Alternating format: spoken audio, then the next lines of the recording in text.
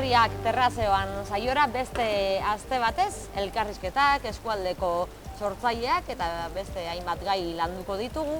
Eta gaur hemen gurekin ditugu Kokoriko Hezkuntza Faktoriako bi kide, Ireia Pereiro eta Aritz Lili, udalekuen erdialdean, zaudete, txanda eta txanda artean. Esango nuke, baina lehenbizi nahiko nuke jakin ea zer den Kokoriko Hezkuntza Faktoria. Bueno, Kokoriko Hezkuntza Faktoria da bai aurrentzako, familientzako, zein ezintzaientzako jaiotako proiektu bat, ez? Hezkuntza ardatz hartuta, hainbat proiektu garatzen dituen dinamika bat.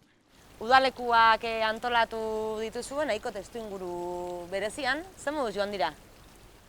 Bueno, gu gustora gaude egindako plantamenduarekin. Bai, guztiz. Ikusi duguna da, umeek ere gogo sartu dutela, azkenean pasatu izan dugun egoera honen ostean aukera bat izan da hientzako bai, besteekin harremantzeko, gurekin ere beste heldu batzuekin ere harremantzeko eta naturarekin eta kontaktua izateko. Eta umeek ere eskertu dutela esango nuke, ezta? Bai, gu hasiera baten udalekuak martxan jartzera joan ginenean, fokoa aurrengan jarri genuen, ez? Ikusten genuen aurrek behar bat bazutela, eta horri erantzun behar geniola nolabait ere, eta erantzun behar genion egoerak ekartzen zituen aukerekin, ez? Eta esaten, zein leku hobeagoa natura baino udaleku batzuk egiteko, ez? Eta orduan horretan abiatu ginen, pizkat espazioa begiratu, aukerak begiratu, baina bai foko aurrengan jarrita, eta egia da, harrera niretzako izugarria izan dela, esperotakoaren neurrian eta oso ondo. Okerrez banago, Olarte baserria aukeratu duzue jarduerak garatzeko. Lehenengo txanda igaro berri da, baina ez da bakarra izango duda honetan, ez da? Bai, jada egin ditugu, bi txanda berez egin ditugu, 2 aste, pasatu dira ja, urrengoan ez dago txandarik, baina beste 2 txanda aurre ikusten dira. Oraindik apuntatzeko apuntatzeko aukera badago, eta espero dugu aurrekoen arrakasta eta ibilbidea eramatea.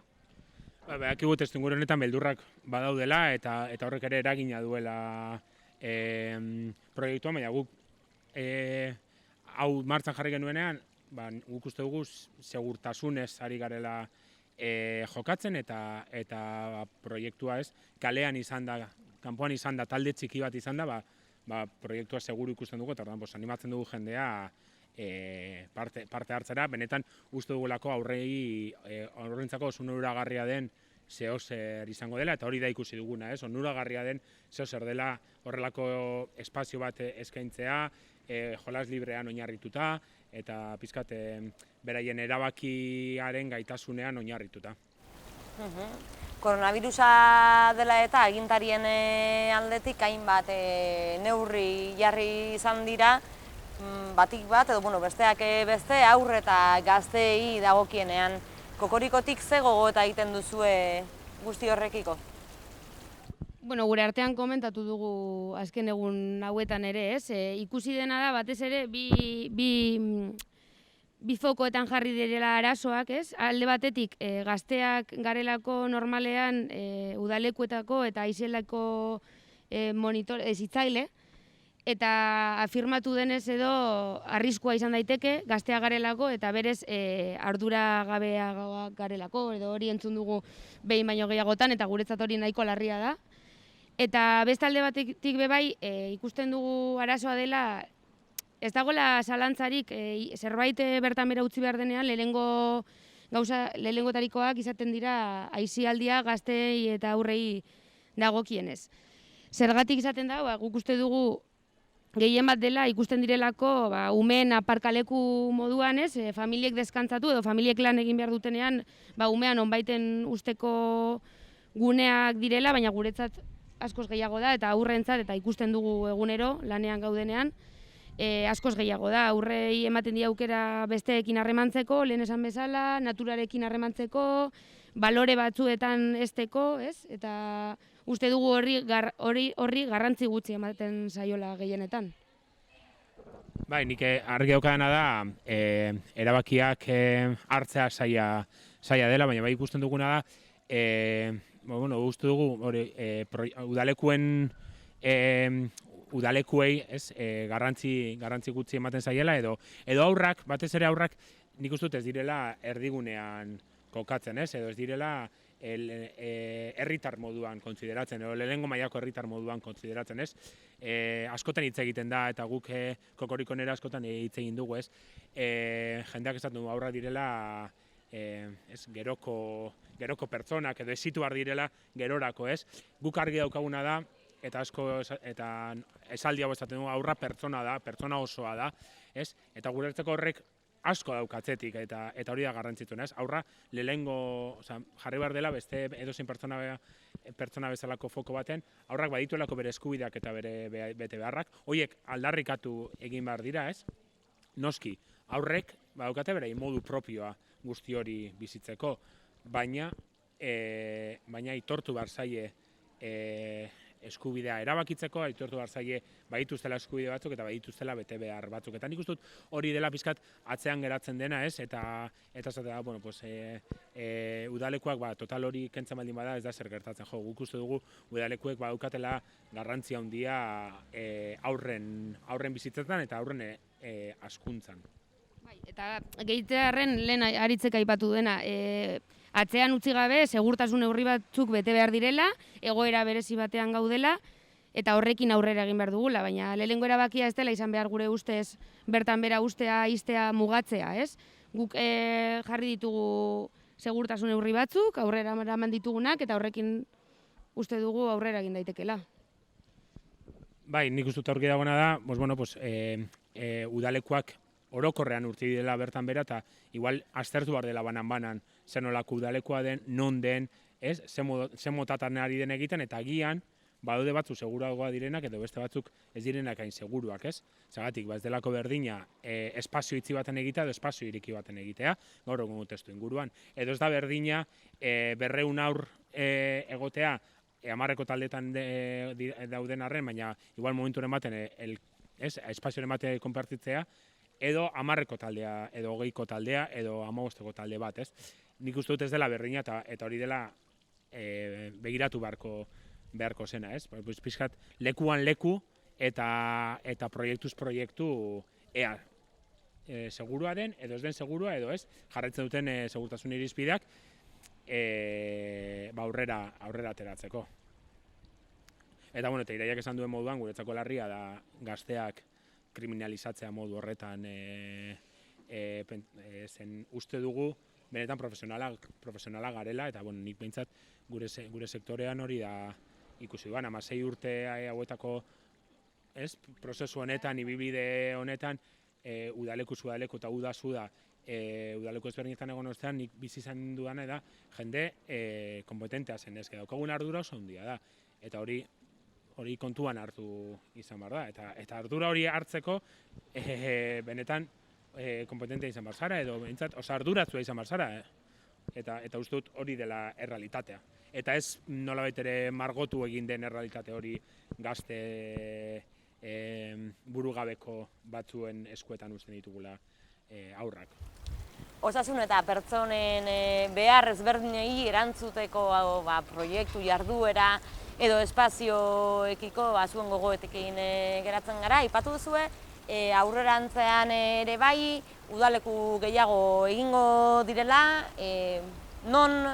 nola eskuratu daiteke horri buruzko informazioa. Eta gero azkenik beste zer nabarmendu nahi baduzue, oraintze duzu aukera. Hurrengo txanda hasiko dugu abuztuaren 3an, 3tik 7 egingo dugu txanda, eta hurrengo txanda egingo duguna abuztuaren 31tik irailaren 4 izango da. Bi txanda horiek bai nahi ditugula atera, orain arte egin ditugune bide berdinetik. Eta informazio gehiago nahi baldin baduzue, pantailan agertzen den helbidean ikusi daiteke, 4 urtetatik 10 urtera bitarteko aurrak hartuko ditugu, eta basoan jolasean jarraituko dugu bi aste horietan. Bueno, eta aurrera begira be bai, udaleku hauetaz aparte, pentsatuta dugu aurrera jarraitzea, proiektu berriak ateratzea, haur eta gazteak erdigunean jartzen dituzten proiektuak aurrera ateratzea, eta horretan jarraituko dugu hausnartzen, lanean, eta gogo handiarekin.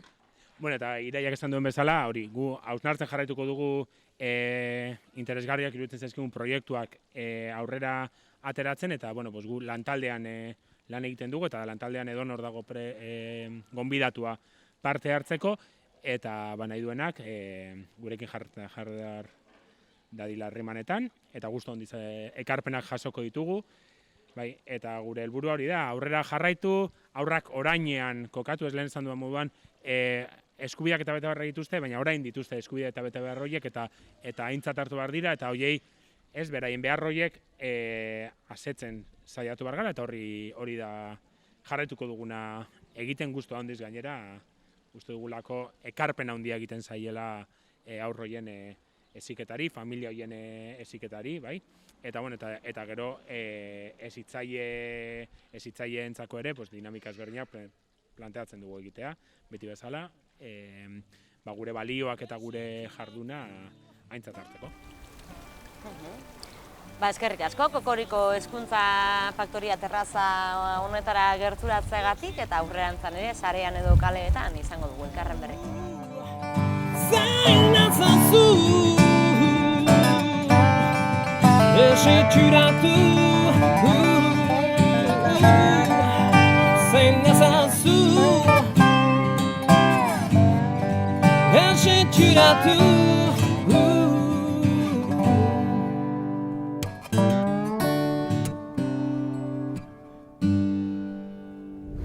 Aste honetako terrazeoan saioko gonbidatua, Orozkotik dator, Gentzane Aldai Kalonge da bera, pilotaria eta orain telebista aurkezlea edo telebista munduan pantalla artean dabil.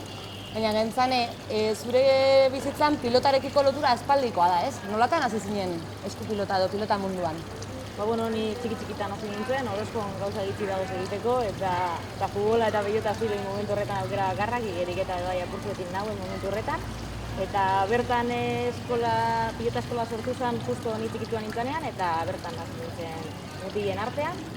Eta urteak aurrera gero itzi nauen, azkenean mutilek kriston aldaketa fisikoa ematen dabe eta ja ez dago zelan kompetitiboen kontra, eta futbolean jarraitzen nauen, eta ondala ja lau urte, berriro hasi nintzen pilotan hori. Pilotari gaztea zara, baina ibilbide luzea duzu atzetik. Aurten gainera oso urte berezia izan da zuretzako, ezta? Bai, urte berezia izan da, emakume Mastercupeko finalera sorpresa moduen ailegatu garelako.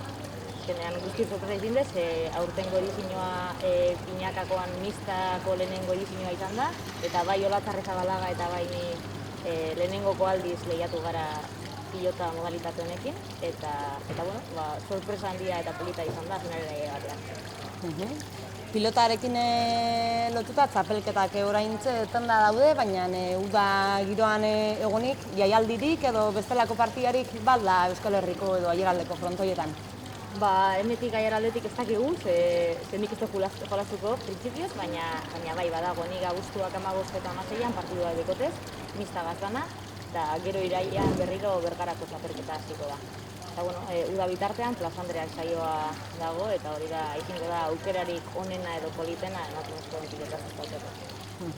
Plaza Andreak telebista saioan, ahoz eta aurpegi ezagunetako bat zuzara, hain zuzen, pilota partidetan komentarista gisa zabiltza orain? Bai, aukera polita izin da, bai ETV-ren eskutik eta emakume Mastercupen antolatzaileen eskutik bai, aukera eman zuztien edo bai jolasteko edo aditu moduen, aditu esango dut, baina ni aditua ez naz, bai aditu papera egiteko, Inigo Aiestaran eta Eren Azpeitiagaz batera, eta ni udan lan larre egiten dut, orduen nahiago dut, zudan ezain beste frontoien entrenaten, nahiago dut beste bateri lekua itxi, eta kanpoko ikuspegi hori ematea pilotari. Uda bizia izango duzu beraz, zentzu dira zure aurtengo uztaila edo abuzturako planak?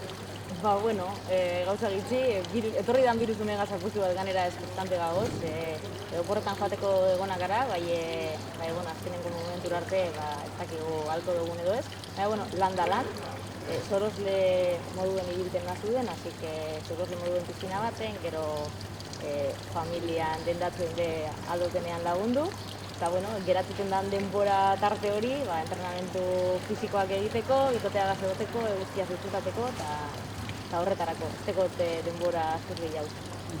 Udazkenera begira edo, bueno, epe ertain batera zentzu dira zure asmoak edo zure erronkak? Bueno, kirol munduen erronkak emakume masterkapen beste final baten sartutea izango liteke gauza polita, baina, bueno, manomanista izango da iraileko urrengo emakume masterkap, eta horretan probablemente stop paper ona egingo, ez nazelako manomanista ona, ni atxegaria naz, eta bueno, ondo jokatzen zeratuko naz, eta ondo egingo dut, baina, bueno, bai horretan gatz dekote finalean sartuteko, eta bueno, datorren barezan, kirol helburu moduen hori izango liteke gauza polita. Eta bestela lan egin, ikasketak bukatu eta aldoan neurrien disfrutatu. Eta amaitzeko, nahiko genizutela, galdotu gaur egungo emakume pilotariei begira edo etorkizunean sortu edo plazaetara atera daitezken emakume pilotari belaunaldi berriei begira zein den luzatu nahi duzun mezua?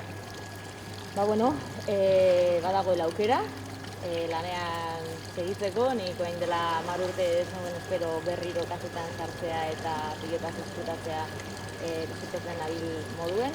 Así que hori, gu harritxoak jarten gabiz, gitzike, eta espero dugu harritxo horrek sendo aldunetan ikitea eta bai erakunde publikoak eta bai txapelketa pribatuek apurtuek esku sartzea kultura eta kirol mundu horretan, euskal pilotaren mundu horretan.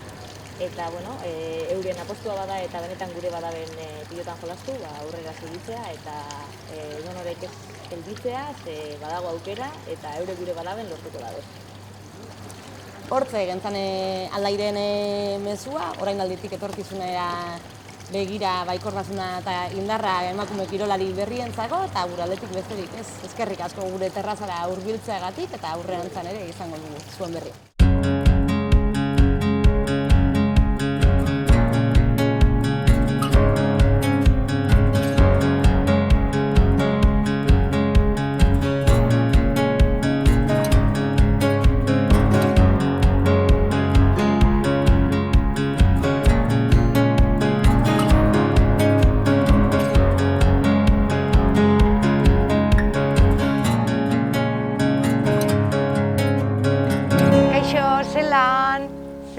Ondo ez da? Bani ez, kontauko gotzuet, zelan pasatu duten konfinamendua. Bai, kokoteraino. Hortaz hitz egingo gotzuet orain. Kokoteraino, bueno, parkatu, orain izan behar da, itxaron, itxaron. Orain izan behar da, #kokoteraino, horrela. Kokoteraino lehen, konfinatuta geundelako, eta bakarrik izketan nengoelako, ni bakarri, berba eta berba. Eta kokoteraino orain, porque eske, aurrez horrekoak egiten eta publiko barek. Hau da beste erronka bat, baina ze bizi gara, challenge sasoian, challenge time dau, erronka sasoian gaude? Bueno, mesez eta favorez, Zer? Eske egia da. Bai, bideoak eta bideoak. Ni bai olena egon nintzen. Horrela egon nintzen konfinamenduan. Zer egingo dut. Nere bira bertan bera geratu da. Bakarrizketak ezin dira aurrez aurre egin. Bueno, pues bideoak grabatu etxean, hor, lagunei bidaltzeko eta barre batzuk itxeko. Hemen analogikoa. Bueno, batorri zen nire seme gamerrak eta zen eustan, niri, analogikoari. Ama, baina ez bialdu holan. Baina segatik ez dut bidaliko holan. Baina ez bidali holan, mesez, txarto dau. Komo que txarto dau? Si horizontalean grabatu dut. Esaten du semiak. Zuk egin behar duzuna da, ama, da, bideoa grabatu eta YouTubera igo. Ala, gora, YouTubera. YouTubera? Pues bete plataforma bat. Pues YouTubera, gora, igo. Eta esan lagunei, YouTubera igotzen duzunean emateko a suscribir, Esan lagunei, digo, bueno, vale, pues YouTubera igoko dugu eta bere ematen duten a suscribir. Horrela pasatu dugu konfinamendua. Plataforma berriak ezagutzen. Claro, ziniara logikoa naz. Eta niretako oinarte, plataformarik garrantzitsuena Euskal Herrian izen da La Gaviota. Bueno, beste plataforma batzu beba dauz, frakinaren kontrako plataforma, apustu etxeen kontrako plataforma, marea zuriaren plataforma, marea berdearen plataforma, bueno, aukeran dauz plataformak. Gero bebai badaude drag queenek erabiltzen dituzten plataformak, igotzeko be, txan. Edo nik udan erabiltzen ditudan plataformak, bai da horrela, apurtxe bat igotzen gara. Horre dira nire plataformak. Baina oin, altan, eman behar izan dut beste plataforma batzutan. Escape, Duo, Zoom, Meet, kitsi, holako bebe badau, eta gehiago jaisten baldin manaz, bai ez nauzua ikusten. Bueno, guztietan altan emon, eta hor ni, multipantailan. Ni agertzen nintzen multipantailan, pasada bat. Multifutbol bezala, baina glamour gehiagorekin, multipantailan, baina ni egoten nintzen, Txibite, Arrimadas, Ayuso, Mendia, Gorrotxategi, Iriarte, guzti horren moduan, hortzen ni. Bai, super ondo. Ez nagoen makale bat mosten, baina bueno, txika importanti, Analogikoa bideoak igotzen eta plataforma berriak ezagutzen. Bai, hola nibilinaz. Baina akordetan sari ezelan hasi izan guzti hau? Ni akordetan naz, konfinamendua domeka baten hasi izan. Baina araba, 7. alaba, lehenagotik. Claro, hemen dana lehena eguazten da. Claro, zatik itxaron. Eguazten nazan, eta zirkular bat iritsi zan, nire telefonora. Abixu bat, eskolatik. Bihartik aurrera itxita, martxoaren 23 arte. Digo, txiko, esan berko gotzagu, semiai. Abertos, begira. Itxita, 23 arte. Ze izan zan hori. Osea, nik esaten baldin badotzat nire semiai, Euro Disneyra goiezela ez da hainpozik jartzen. Osea, baina ikaragarria izan zen, Hor, berak TikTok asko iten ditu ez da, nik ez dakit horregatik dela zeatik, baina horrela hasi izan. Albistea jaso bezain pronto, hau izan zen bere erreakzioa. Mañana no hay clase, mañana no hay clase. Mañana no hay clase, mañana no hay clase. Superposik. Baina, klaro, nik esan notzan, maitia, ez die oporrak, ez die holidays, Kiko zuz debere batzuk, eta mañana no hay clase. Superposik. Eta, klaro, lehenko egunetila, kortapedos bat izetiani, pues ez. Bale, lehenko eguna iritsi zan, ordenadorea piztu zauen, eta horra agertu ziren jasotako email guztiak, eskolatik bidalitako lan guztiak. Bitu, gimnasiakoak bebai bidali zotzan maila, Bideo bat eskatzen, tantxe bera. Lehengo eguna eta horrela hasi izan. Ama! Hau mierda bada! Baina begira zenbat mail bidali dizkiaten! Ama, baina ezkin nik ezin dut guzti honekin, ama! Egitxe zan pilo baziela, baina, bueno. Digo, bueno, lasai, Apurka egingo dugu, bale, tranquil. Ama, mierda bat bidali doztie pilo bat! Bueno, a ber, maiteazu, tranquil. A ber, ezaiztezu. Noizko dira? Ezke dira astelenerako! Digo, nebe kolaboretan, astelenerako. Lasai, pitxintxu, poliki hasi, bale? Venga. Lehengo eguna, derrama itzela. Baina itzela, Bueno, zer, eta zelan doie?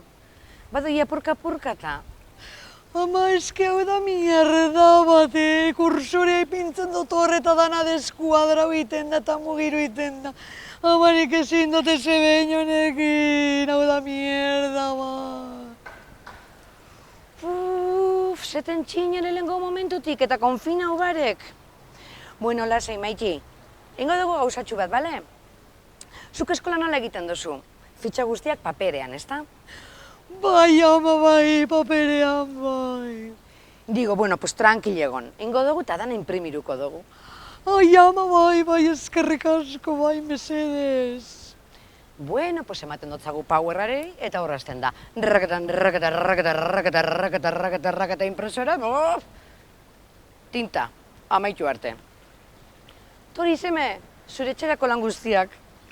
Ai, ama, eskerrik asko ze maja zaren, ama, ze ondo, mila esker, holan bai. Bueno, semeak basaukan ja bere debereak paperean, baina nik ez naukan tintarik, ja. Eta konfinamenduan tinta erostea esan da, droga erostea bezalakoa. Osea, imposible izan da. Ze, erabiltzen dugu danok tinta berdina, ala zer de Montre, kokoteraino be bai horrekin, kokoteraino. Ze tentsino akumeletan zan eska, ikaragarria. Ordutegi bat jarri behar izan genuen etxien, etxerako lanok horiek egiteko ordutegia, bideodeiak egiteko ordutegia, tuneatzeko ordutegia bebai, porque, karo, bideodeia baino lehen, tuneatu beharra zegoen.